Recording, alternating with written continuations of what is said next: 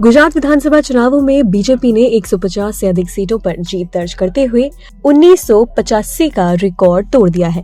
1985 में कांग्रेस ने माधव सिंह सोलंकी के नेतृत्व में 149 सीटों पर जीत दर्ज की थी। बीजेपी के इस ऐतिहासिक जीत के पीछे ब्रांड मोदी और शाह पाटिल की रणनीति को माना जा रहा है। केंद्रीय गृह मंत्री अमित शाह और गुजरात बीजेपी अध्यक्ष CR पाटिल ने इस मैसिव कंपटीशन में ऐसा चक्रव्यूह रचा जिससे कांग्रेस और आप दोनों धाराशायी हो गई। टिकट बंटवारे से लेकर सीटों की मोर्चाबंदी करने तक काफी स्ट्रैटेजी का इस्तेमाल किया गया। रिकॉर्ड जीत की कैसे बिछाई गई बिसात, आइए विस्तार में जानते हैं। सबसे पहले 38 विधायकों के टिकट कटे। अगस्त 2021 में मुख्यमंत्री समेत पूरे कैबिनेट बदलने के बाद नवंबर में जब टिकट की घोषणा हुई तो भाजपा ने 38 मौजूदा विधायकों के टिकट काट दिए। इनमें पूर्व सीएम विजय रूपाणी और पूर्व डिप्टी सीएम नितिन पटेल का भी नाम शामिल था। टिकट कटने के बाद पार्टी के भीतर जब बगावत के सुर बुलंद हुए तो अमित शाह ने खुद मोर्चा संभाला। शाह ने टिकट कटने को पारंपरिक फैसला बताकर सही ठहराया। सूत्रों के मुताबिक पार्टी सर्वे में जिन विधायकों के खिलाफ गुस्सा था उनके टिकट काट दिए गए।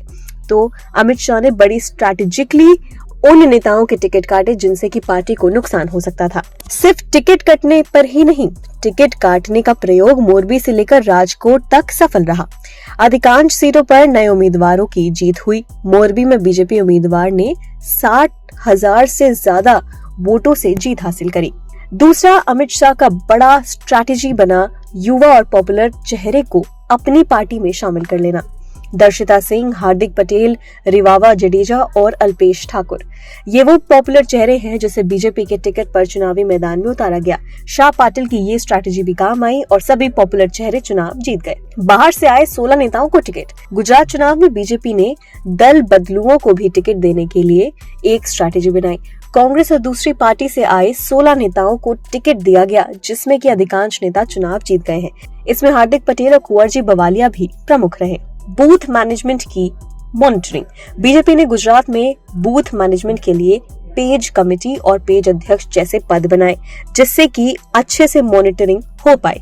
ये भी स्ट्रैटेजी काफी सफल रही। मोदी शाह के गृह सीट पर संघ का कमान। पीएम मोदी के गृह विधानसभा सीट ऊंझा और अमित शाह के गृह विधानसभा सीट मानसा की कमान संघ को सौंपी गई।